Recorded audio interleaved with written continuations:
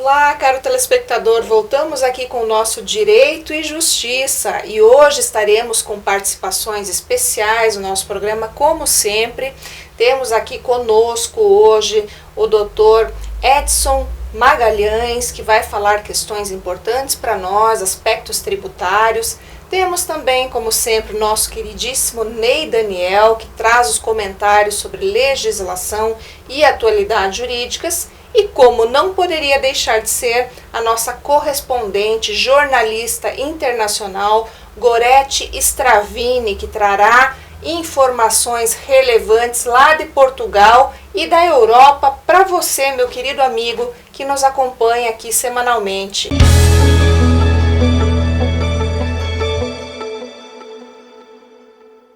Caro telespectador, agora eu vou chamar aqui a nossa correspondente internacional, Gorete Stravini, que vai trazer para nós o caos dos aeroportos no mundo inteiro. Vamos lá, Gorete, entender um pouco o que está acontecendo por aí? Mais uma vez aqui com vocês, diretamente de Portugal, da terrinha do Pois Pois, programa Direito e Justiça. Gente, eu quero compartilhar hoje com vocês o caos nos aeroportos. Eu não falo só em Portugal, tá, doutora? E para quem está nos assistindo, eu estou falando mundialmente. É todos os aeroportos do mundo.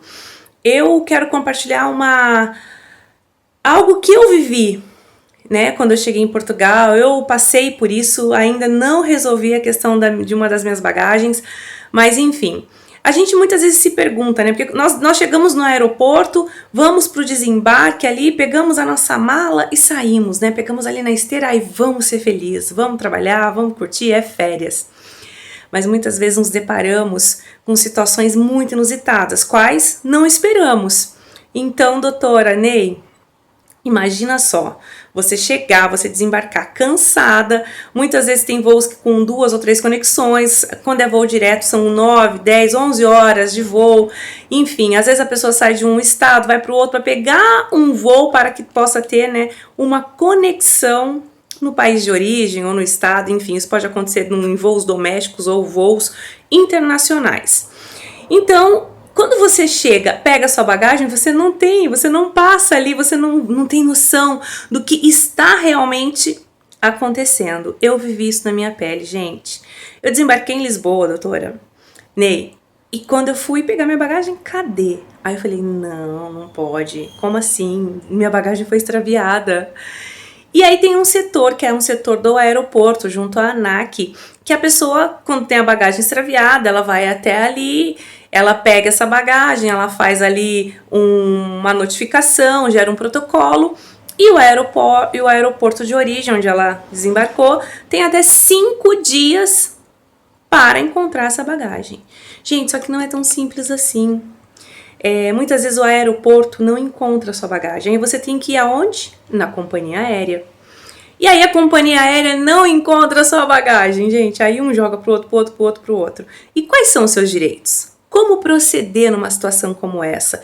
Você vê as filas, o desespero das pessoas. Eu presenciei aqui no aeroporto de Lisboa uma família inteira, tá? Que chegou do Brasil em 9 pessoas, vieram para passar as férias, né? Porque agora que é alto verão.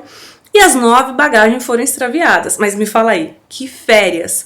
Gente, dá uma olhada nessas imagens, o caos que fica no aeroporto. E isso é 24 horas. Inclusive, o aeroporto em Londres teve que fretar um voo somente com bagagem. Eles fretaram um voo, colocaram mais de 1000 bagagens para que esse voo pudesse ir para os Estados Unidos. Confira comigo as imagens do que aconteceu e acontece todos os dias nos aeroportos do mundo. E como proceder, doutora? Quando eu chego, né, professora Débora, num aeroporto, eu chego no meu destino, vou trabalhar, vou passar férias e a minha bagagem sumiu. Gente, a primeira coisa, não se desespere, tá?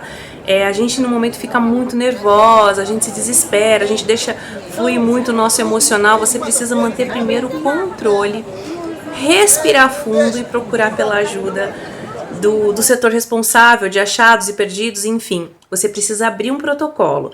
Porque se você sair do aeroporto sem esse protocolo, depois é um pouco mais complicado de você provar que a sua mala foi extraviada, enfim, que a sua bagagem sumiu, desapareceu. Então, primeiro passo, abre-se um protocolo junto ao setor responsável e você aguarda aí por 5 dias. Se em 5 dias o aeroporto não conseguiu levantar para onde foi sua bagagem, qual a origem, você vai precisar, após 5 dias, o próprio aeroporto também entre em contato com a companhia aérea, gerando-se um protocolo e encaminhando para vocês. Aí você vai ter que entrar em contato com a companhia aérea. A companhia aérea também é obrigada a ressarcir você durante esse período. Então você tem que juntar aí, se você almoçou, se você jantou, hotel, tudo que você gastou, guardar todas as notas fiscais. Por isso que é muito importante, gente, principalmente em voo internacional, a declaração, tá? A declaração da bagagem, os itens que você está levando, ter o seguro viagem. Muitas vezes a gente fala, não vou gastar dinheiro declarando, não vai acontecer nada, eu não vou gastar dinheiro com o seguro viagem. É de suma importância, gente, principalmente se o voo for internacional. Isso também acontece em voo doméstico? Muito, só que em voo doméstico é até mais rápido para se solucionar, mas tanto internacional quanto doméstico você vai ter que fazer da mesma maneira, gerando-se o protocolo no aeroporto e ir até a questão da companhia aérea. Você também pode gerar ali no mesmo dia e está entrando no mesmo dia. Eu fiz isso com a companhia aérea, relatando o fato que aconteceu também, para que soma junto com esse protocolo a reclamação junto à companhia aérea. Cada país ou cada companhia, não sei explicar muito bem, mas eu vivi isso, estou tratando disso, tem um sistema que você tem direito a uma indenização por danos materiais, danos morais, enfim, mas aí você precisa consultar um advogado, ter um escritório, mas você também tem direito. Então, assim, uma dica: pertences pessoais, objetos de valores maiores, leve consigo no avião mesmo, coloca no bagageiro interno do avião, deixa pertences mais, tipo roupa, sapato, para o bagageiro, né, da parte externa do avião ali, né, na onde fica guardado, porque se a sua bagagem sumir, você vai entrar também para a estatística desse caos, que é horrível, é desesperador, ninguém sabe falar nada, ninguém sabe fazer nada, todo mundo, sabe, fica num desespero gigante, porque numa época de alta temporada são voos cancelados, é greve no país, várias coisas que influenciam. Então, perdeu a sua bagagem, primeiro passo, protocolo dentro do próprio aeroporto. Segundo, você vai juntando ali tudo, se você puder ter filmagem, o bilhete do voo, o bilhete da sua bagagem, é tudo de suma importância. Depois aí, pegue um bom escritório de advogados, né, um escritório, uma assessoria jurídica, para que eles possam aí cuidar de tudo para você. Então, o programa de hoje foi aí relatando o caos nos aeroportos. Gente, Ney, professora Débora, gratidão por tudo. Um beijo no coração de vocês e até semana que vem. Semana que vem, gente, não perca o programa diretamente aqui de Portugal, que vai ser muito especial. Vai ser direto do Algarve. Beijo. Muito obrigada, Gorete, por tudo isso que você nos trouxe aqui. Agora, pessoal, meu assunto é com vocês. Vocês já imaginaram essas consequências? Essas pessoas que ficaram sem as suas bagagens por dias a fio, sem sequer ter acesso ao mínimo do que tinham levado para suas viagens. Então vejam, diante disso, nosso programa Direito e Justiça, ele tem aqui o papel de dizer para você que diante de situações como essa, enfrentadas por inúmeras pessoas, inclusive muitos brasileiros, como vocês puderam ver ali, existe um remédio importante, uma área jurídica importante, que é o direito do consumidor, que é a possibilidade de você, que teve a sua bagagem extraviada, de ter aí a tua justa indenização, você buscar isso no Poder Judiciário, a fim de que a sua satisfação, todos os transtornos, os infortúnios que você passou, que você enfrentou em decorrência lógica disso, possam vir a ser reparados. Por isso, então, nos acompanhem sempre aqui no nosso Direito e Justiça, porque a minha missão e a nossa missão de todos que estamos aqui é te aproximar cada vez mais dos seus direitos.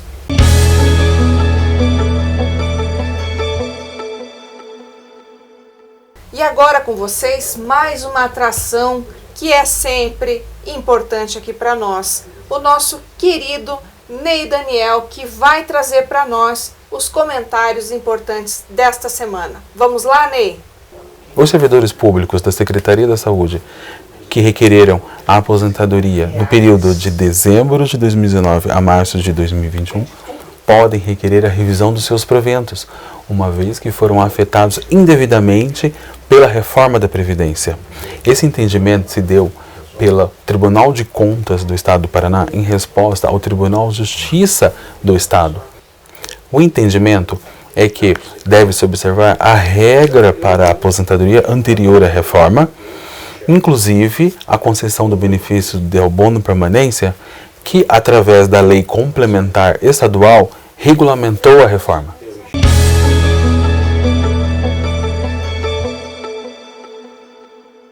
Como eu havia dito aqui, caro telespectador, nós voltamos agora nesse bloco para falar com o Dr. Edson Magalhães, que é um grande jurista, grande advogado de Curitiba, especialista, pós-graduado em Direito Imobiliário, também em Processo Civil e agora é pós-graduando em Direito Empresarial. É o proprietário do escritório Magalhães Advocacia. Dr. Edson, prazer imenso tê-lo aqui conosco, seja muito bem-vindo e com certeza sei que você vai trazer muitas explicações aqui, conhecimentos relevantes para aquele nosso público que nos acompanha, nosso público fiel e semanal que está conosco, sempre acompanhando o Direito e Justiça. Dr. Edson.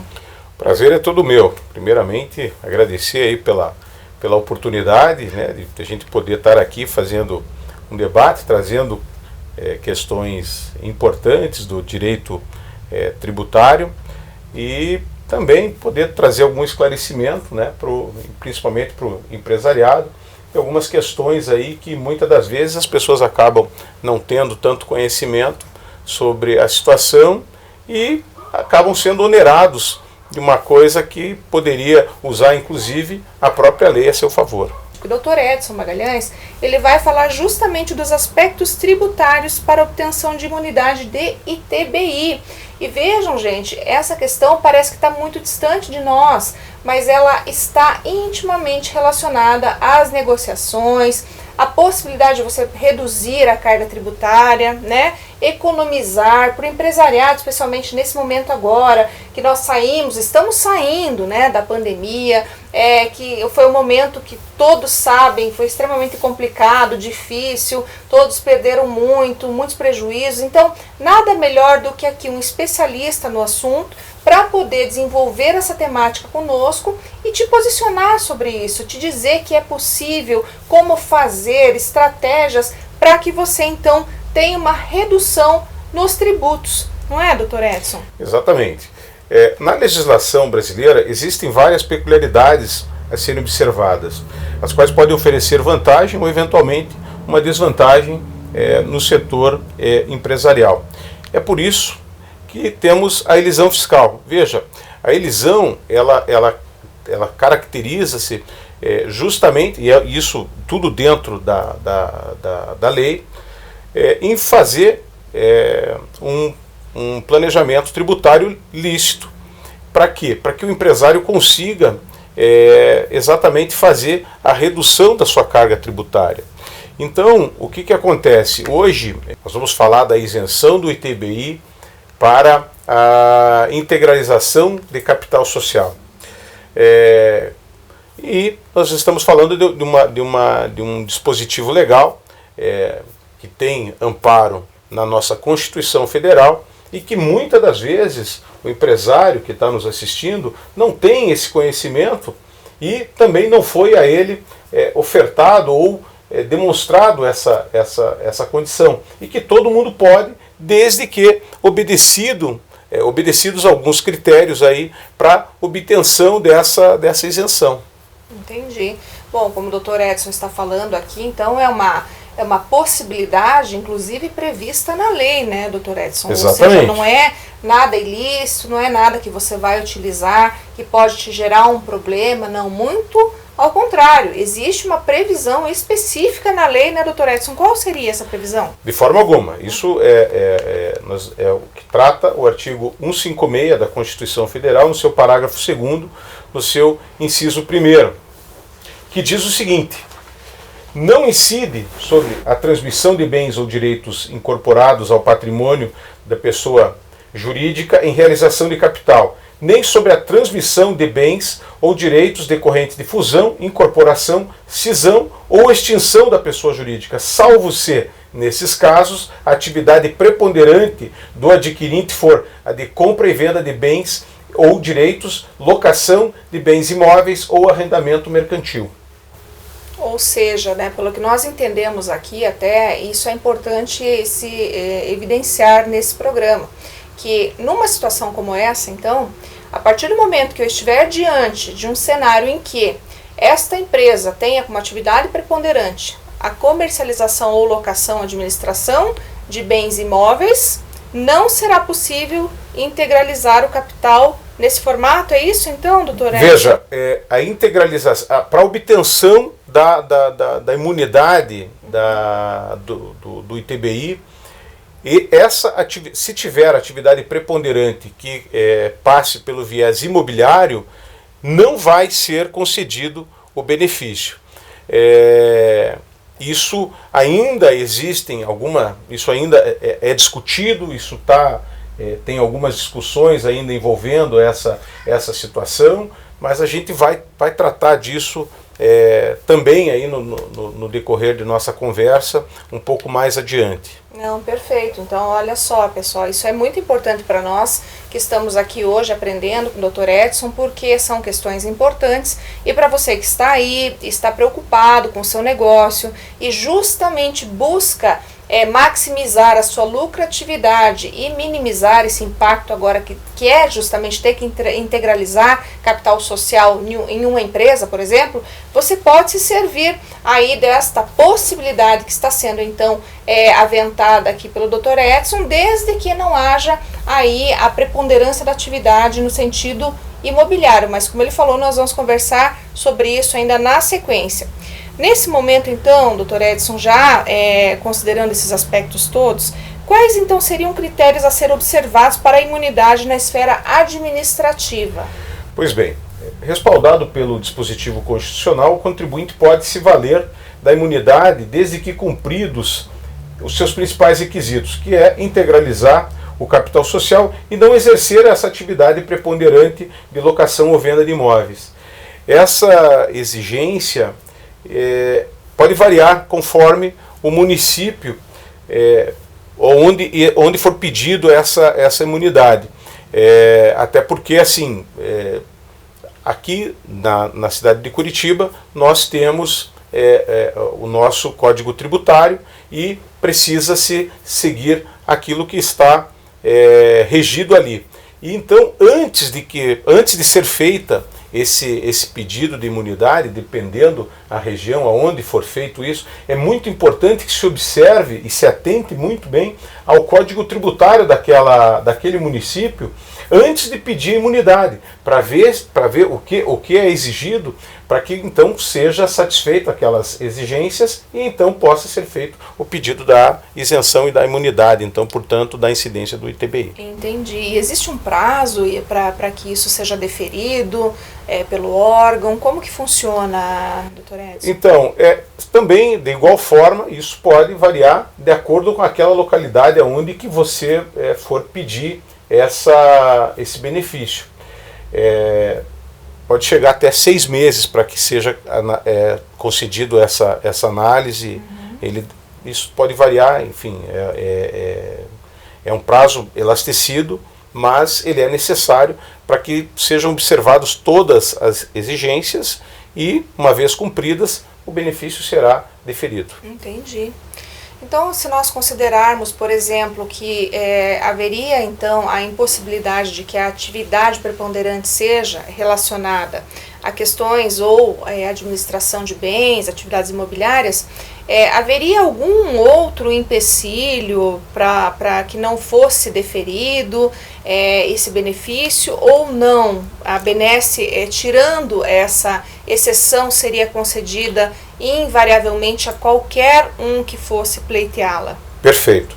Veja, a vedação existe somente para atividade econômica de transações imobiliárias. As demais atividades não existe restrição. Tá? Então o pedido ele pode ser feito e com certeza, desde que obedecidos esses critérios que nós já tratamos aqui e também cumprido o que está exigido lá no Código Tributário, o benefício será deferido. Entendi. E existem aí requisitos que poderiam ser pontuados para satisfação dessa benesse, dessa concessão, doutor Edson? Ou não seriam necessariamente requisitos específicos? Como que funciona isso para concessão? Então, com relação a esses requisitos, são esses dois. É justamente você fazer a integralização do capital social e não ter o viés de atividade preponderante imobiliária. Entendi.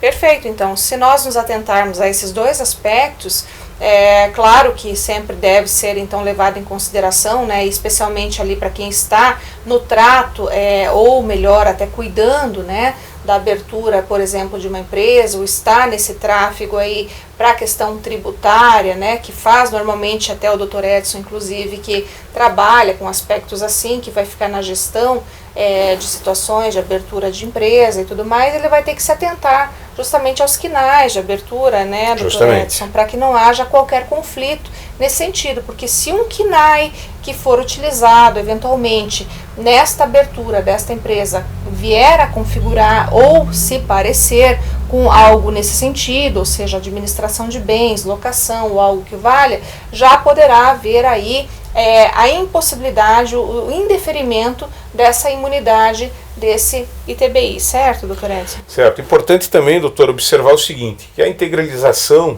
do capital social, ela deve abranger o valor total do imóvel.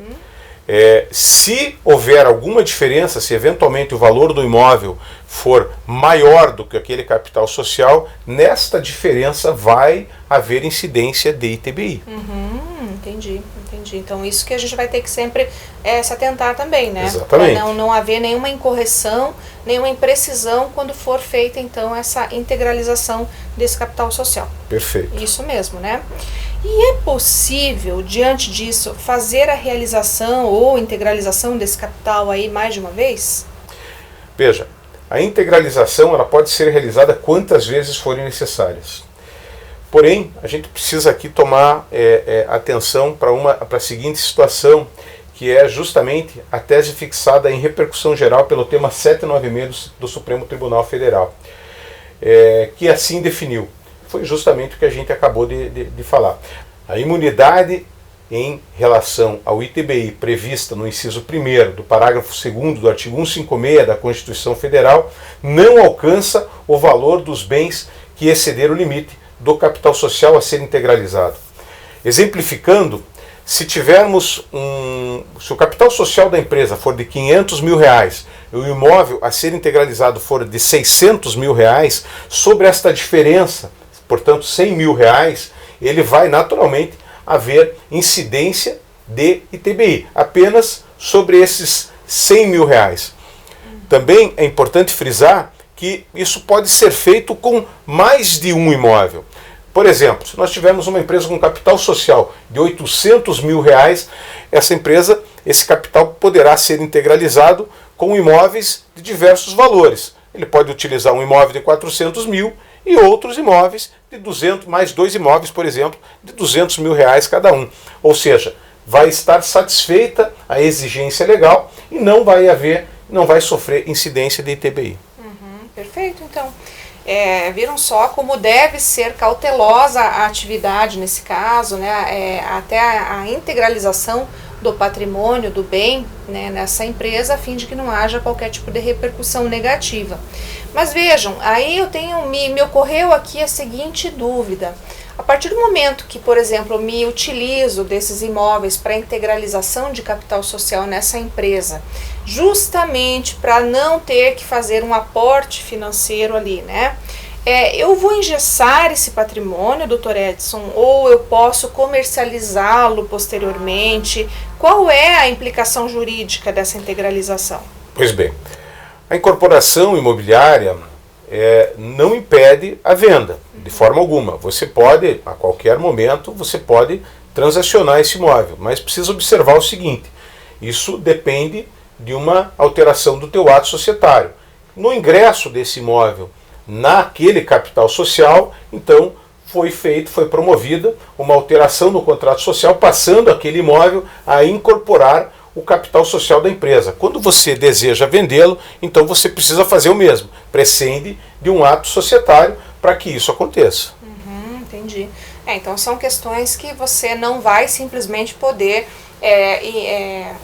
incorporar ou integralizar o patrimônio e simplesmente em momento posterior resolver aliená-lo sem que haja uma implicação, uma consequência necessariamente relacionada ao contrato social, ou seja, qualquer alteração, retirada desse patrimônio, venda, comercialização, vai ter que então aí ser objeto de alteração no contrato, né? Exatamente. Importante também destacar que isso pode ser feito através da diminuição do capital social, pode ser feito através da substituição daquele imóvel que se pretende transacionar, ou até mesmo a substituição desse imóvel por moeda corrente do país, ações, enfim.